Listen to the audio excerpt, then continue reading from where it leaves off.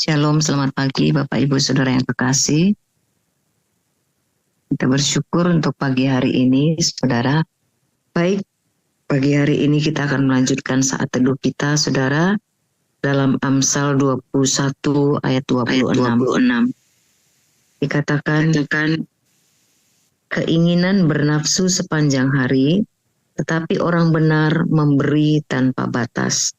Sekali lagi, Amsal 21 ayat 26, keinginan bernafsu sepanjang hari, tapi orang benar memberi tanpa batas. Dikatakan bahwa orang benar itu memberi tanpa batas. Poin yang saya mau sampaikan pada pagi hari ini, Saudara, karena di dalam ayat 26 ini, itu ada kaitannya sebenarnya dengan ayat 25, ya. Keinginan yang bernafsu sepanjang hari, tetapi orang benar memberi tanpa batas. Kalau dikatakan keinginan bernafsu sepanjang hari, itu ada kaitannya dengan ayat 25 tentang kemalasan, ya. Mereka memiliki nafsu sepanjang hari untuk melakukan banyak hal, tetapi mereka tidak mengerjakan apapun. Tetapi dikatakan di sini bahwa orang benar itu memberi tanpa batas. Jadi salah satu ciri daripada orang benar adalah generosity atau murah hati. Kalau di kitab Amsal 21 ayat 26b ini dikatakan bahwa orang benar itu memberi tanpa batas. Nah, jadi orang benar itu tidak kikir, tidak pelit, dan tidak rakus, tapi murah hati dan sangat suka untuk memberkati.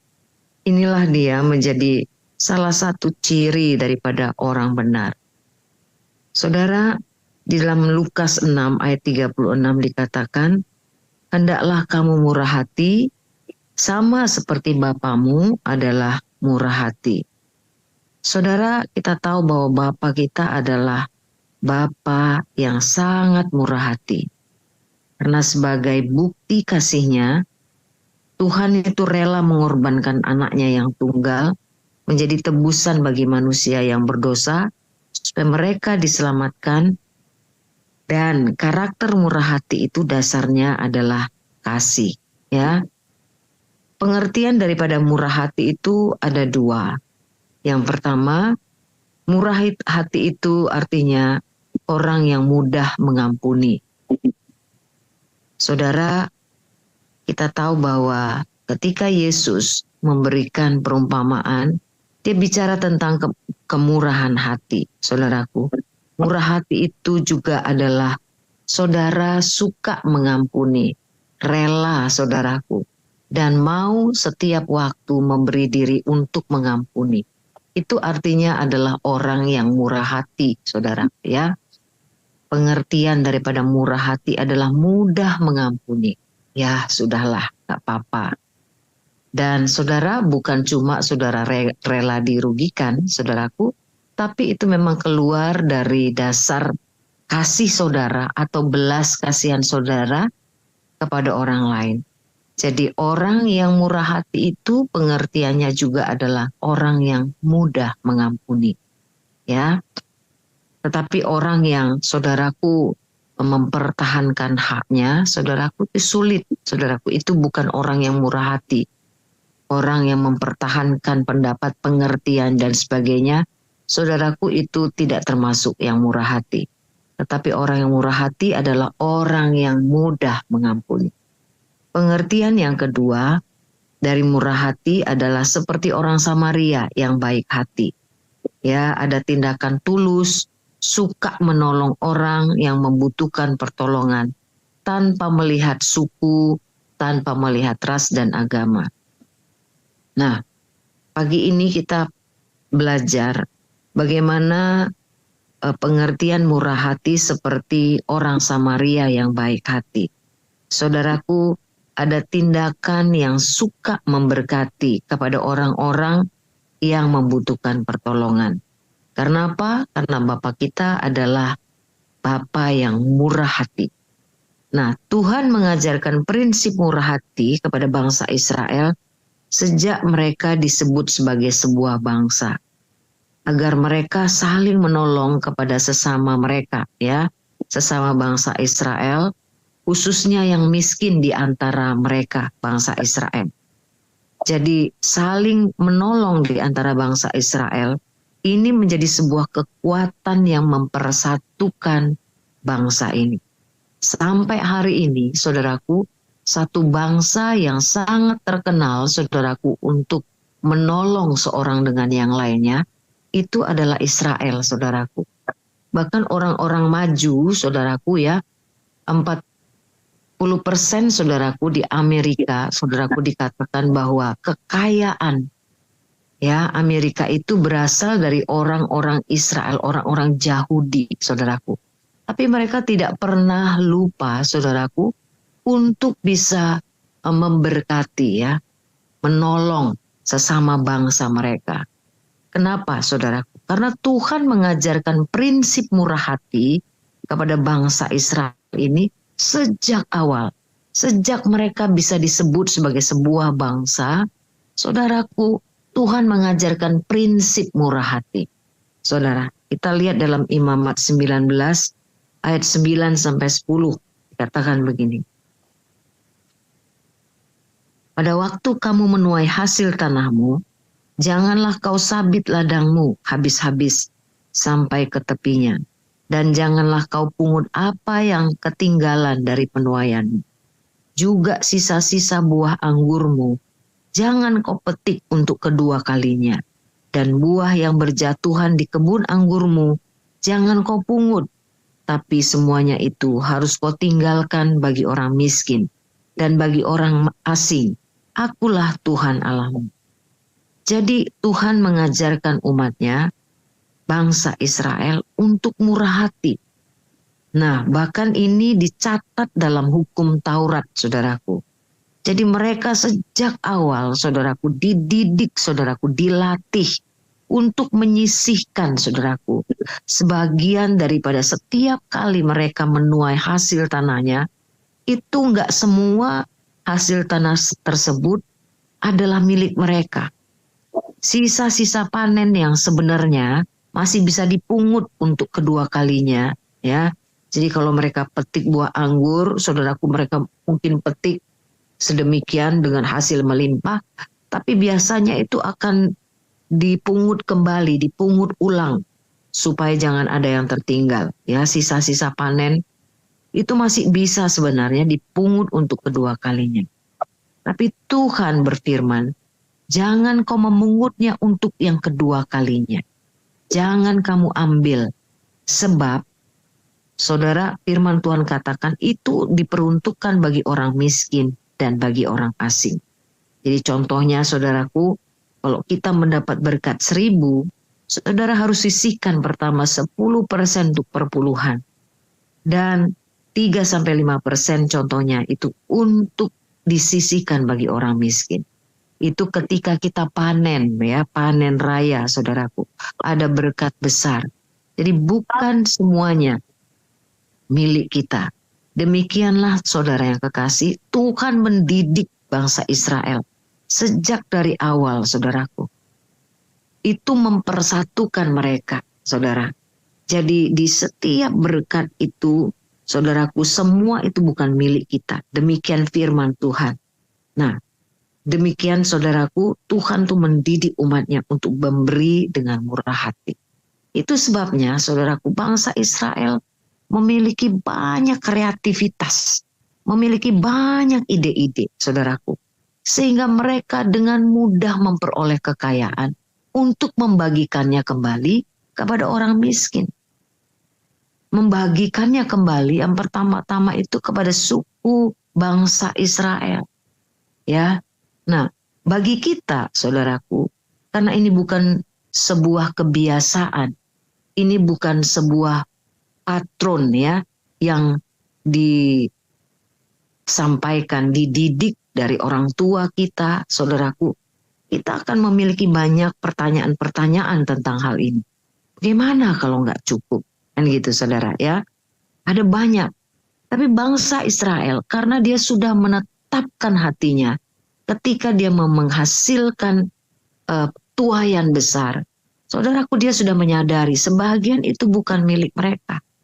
Saudara, itu sebabnya Tuhan memberikan ide-ide, Tuhan memberikan saudara yang kekasih, kepintaran, dan Tuhan memberikan hikmat untuk mereka memperoleh kembali, saudaraku, kekayaan untuk mereka bisa bagi kembali, saudara. Amsal 11 ayat 24 sampai 25 dikatakan begini. Ada yang menyebar harta, tapi bertambah kaya. Ada yang menghemat luar biasa, namun selalu berkekurangan. Siapa banyak memberi berkat, diberi kelimpahan. Siapa memberi minum, ia sendiri akan diberi minum. Ayat firman Tuhan ini sebetulnya nggak logis, saudara. Ya, tidak masuk akal. Ya, kenapa? Apa hubungannya orang yang banyak memberi akan diberi kelimpahan? Yang benar adalah, yang logis adalah orang yang bekerja keras, berhemat-hemat, maka akan bertambah kaya. Kan gitu, saudaraku.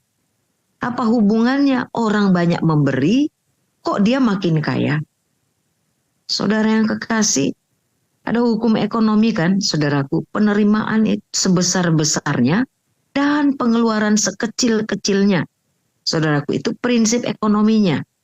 Saudara, tetapi firman ini berkata bahwa sebesar berkat yang engkau terima, engkau harus belajar berinvestasi.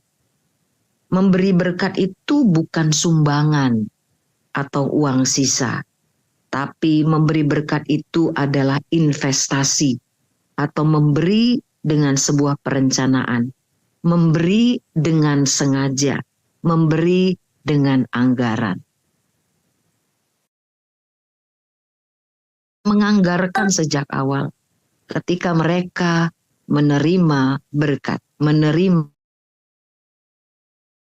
hasil, ya, mereka akan sisihkan, saudara. Saudara, jadi orang yang mentaati firman Tuhan, memberi dengan kemurahan atau berinvestasi, sesungguhnya ia sedang melatih iman. Imannya itu bekerja. Bahwa Tuhan akan menepati janjinya sesuai dengan yang difirmankannya. Jadi dia meletakkan segala kekhawatirannya dan percaya bahwa Tuhan sesuai dengan firman-Nya akan memberkati dia. Selesai, saudaraku. Nah, saudara, apa jaminan bahwa ia akan diberkati? Bahwa kita akan diberkati? Janji Tuhan. Jadi sebetulnya orang yang memberi kemurahan dengan berinvestasi, dia sedang mengaktifkan imannya itu bekerja. Karena di situ akan ada, saudaraku, pertanyaan-pertanyaan seperti yang kita ajukan. Saudaraku, kalau tidak cukup dan lain sebagainya. Nah, tapi Tuhan selalu membuktikan dirinya, saudaraku, khususnya dalam masalah uang. Tuhan selalu membuktikan, saudaraku, kebenaran firman-Nya. Saudara, kalau nggak percaya, uji aja Tuhan lewat keuangan, saudara. Uji dia. Saudara, saya lihat berkali-kali, berulang kali, benar-benar Tuhan itu nggak pernah berdusta. Meskipun, saudaraku, kadangkala kita ditelikung di belakang, saudaraku, kita dirugikan oleh orang lain. Tuhan bisa buka jalan dengan berkelimpahan. Hebat Allah kita itu, saudaraku, ya. Mari kita lihat satu contoh, saudaraku, dalam Kejadian 26 ayat 1-3 dan Kejadian 26 ayat 12-16. Dikatakan begini, maka timbullah kelaparan di negeri itu. Ini bukan kelaparan yang pertama yang telah terjadi dalam zaman Abraham.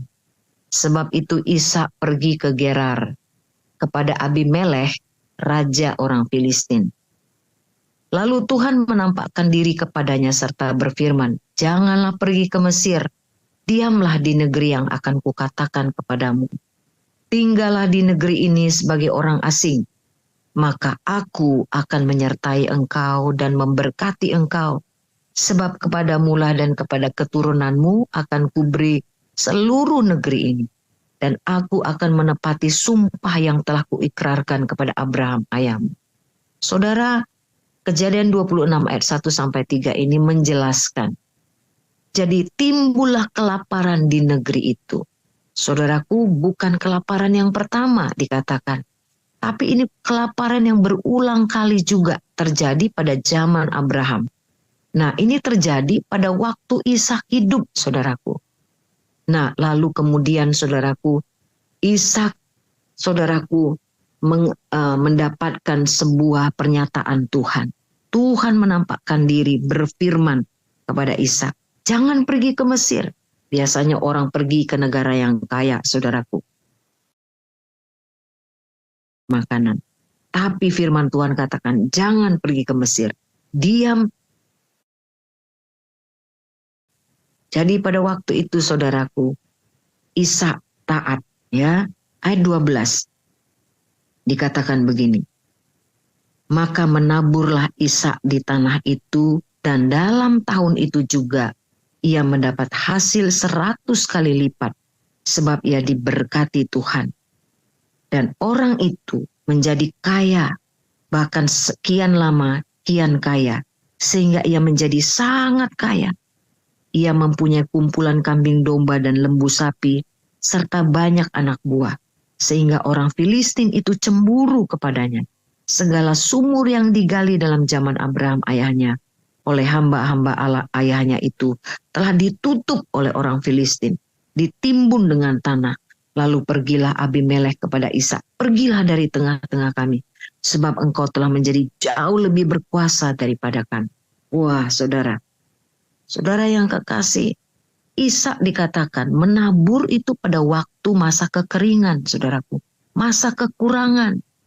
Saudara, pada masa itu orang sangat berhemat-hemat, saudaraku, menjaga, saudaraku, makanan mereka supaya bisa bertahan pada masa kelaparan. Tapi aneh, saudaraku, inilah hukum memberi.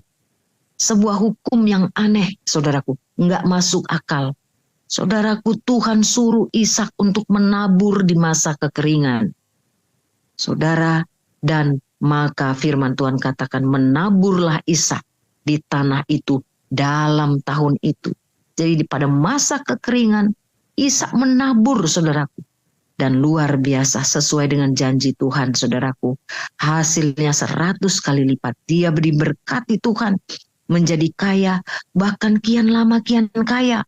Sehingga ia sangat kaya raya. Saudara, maka timbullah, saudaraku, ya, kebencian. Mereka sakit hati, saudaraku, ya. Orang-orang Filistin itu cemburu dikatakan kepada Ishak. Karena apa, saudaraku? Karena dia semakin kaya. Dan dikatakan, saudaraku, mereka karena saking irinya, saudaraku, mereka menutup dan menimbun tanah, ya, sumur yang digali pada zaman ayahnya, saudaraku. Itu ditutup dan ditimbun, saudaraku, oleh orang-orang Filistin. Saudara yang kekasih, lalu kemudian bahkan raja, saudara yang kekasih, bahkan Raja Abimelekh berkata, saudaraku, kepada Ishak, pergilah kamu dari tengah-tengah bangsa kami, karena engkau sudah menjadi lebih berkuasa daripada kami. Nah, saudara yang kekasih, ini kebenaran yang perlu kita pelajari, saudaraku. Pada masa kekeringan, Ishak tidak berhenti menabur. Saudara, meskipun ada alasan untuk berhemat-hemat, sekalipun ada alasan, saudaraku, untuk takut kekurangan, tapi Ishak sesuai dengan perkataan Tuhan. Ya, saya katakan sekali lagi, sesuai dengan firman Tuhan yang berkata secara khusus kepada Ishak, menaburlah. Maka Ishak, saudaraku, tidak berangkat ke Mesir, tapi dia menabur dan diberkati Tuhan karena ketaatannya. Saudara yang kekasih, ini yang membuat, saudaraku, orang-orang Filistin menjadi cemburu. Ini bisa terjadi, saudaraku, bukan karena kemampuan kita, bukan karena kekuatan kita, saudaraku, tapi Tuhan bisa memberikan ide yang brilian. Tuhan mampu mempertemukan kita dengan orang-orang yang tepat. Tuhan bisa membuka jalan kepada kita, saudaraku, bahkan di masa kekeringan. Sehingga apa, saudara yang kekasih, Ishak diberkati, orang lain menjadi sangat cemburu, saudaraku. Nah, seorang pemberi yang bijak, itu harus memberi dimulai dengan manajemen keuangan terlebih dahulu. Banyak kasus juga saudaraku ketika seorang ibu saudaraku memberi tanpa perencanaan hanya karena digerakkan oleh Roh Kudus saudaraku, atau mungkin karena perasaan saudaraku ya. Saudara, kalau digerakkan Roh Kudus Tuhan akan menjamin, tetapi karena perasaan, karena situasi saudaraku, itu akan menimbulkan banyak kasus-kasus ya di dalam keluarga. Jadi saudara yang kekasih, mari kita belajar memberi saudaraku dengan perencanaan. Sehingga kita bisa memberi, kalau bisa saudaraku, setiap tahun pemberian kita itu bertambah. Ya, bertambah. Persentasinya itu bertambah saudaraku. Sehingga Tuhan melimpahkan berkat lagi. Melimpahkan berkat lagi. Saudara, firman Tuhan ayat Amsal 11 ayat 17 dikatakan, orang yang murah hati berbuat baik kepada dirinya sendiri, tapi orang yang kejam menyiksa badannya. Saudara yang kekasih, apa hubungannya ini? Saudara, begitu banyaknya orang berhemat. Ini bukan orang miskin saudaraku, orang kaya, tapi dia sangat irit saudaraku ya, berhemat saudaraku. Saudara yang kasih, sampai dia menyiksa dirinya. Saya kenal ada satu orang saudaraku, dia kerja di sebuah perusahaan yang terkenal dan kaya. Tapi karena dia punya target saudaraku untuk menyimpan uangnya saudaraku. Jadi orang ini saudaraku makan dengan Indomie. Ya, saudaraku, dia hemat, satu hari dia makan 2 kali.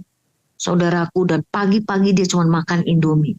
Malam dia makan sedikit saudaraku. Untuk menghemat, semua dia hemat. Saudaraku, dia menyiksa dirinya untuk bisa mengumpulkan uang sesuai targetnya. Saudara, apa yang terjadi? Dia sakit, lambungnya bocor saudaraku. Pada waktu itu dia belum masuk asuransi ya saudaraku. Dan apa yang terjadi? Uang berobatnya lebih mahal saudaraku daripada penghematan yang dia lakukan. Bukankah itu sebuah kebodohan saudaraku? Saudara, firman Tuhan jelas katakan, orang yang bermurah hati itu berbuat baik untuk dirinya sendiri. Kenapa? Karena orang yang murah hati akan beroleh kemurahan. Matius 5 ayat 17 dikatakan begitu saudaraku. Berbahagialah orang yang murah hati, karena mereka akan beroleh kemurahan. Saudara yang kekasih, mari kita belajar saudaraku, memiliki sikap hati untuk murah hati. Rencanakan keuangan kita saudaraku, supaya saudara kasih, kita bisa bertumbuh di dalam kemurahan hati, bertumbuh di dalam memberi. Saudaraku, kita bukan cuma bertumbuh saudaraku dalam karakter-karakter tertentu, tetapi kita bertumbuh di dalam kemurahan hati. Saudara, rencanakan keuangan kita. Persentase saudaraku untuk kita bisa memberi, kita bisa naikkan dan tingkatkan saudaraku. Tuhan, saudara, cuma dalam masalah uanglah Tuhan mau diuji saudaraku. Tuhan menantang untuk kita menguji dia hanya dalam masalah uang. Mari kita belajar saudaraku, semakin hari kita semakin bermurah hati. Mari kita berdoa. Bapa, terima kasih Tuhan, kami bersyukur kepadamu oleh anugerah-Mu. Tuhan mengingatkan kami sekali lagi sebuah ciri karakter orang percaya, orang benar adalah murah hati. Memiliki sikap yang murah hati, tidak kikir, tidak pelit, tidak rakus, tapi murah hati, suka memberkati. Kami mau memiliki hal tersebut Tuhan. Tuhan Yesus, kami rindu Bapa, tangan kami ini menjadi tangan yang suka memberkati orang lain. Hidup kami dikenal sebagai orang yang murah hati. Tuhan, kami mau belajar menabur bahkan di masa-masa kekeringan. Kami mau lihat pekerjaan Tuhan.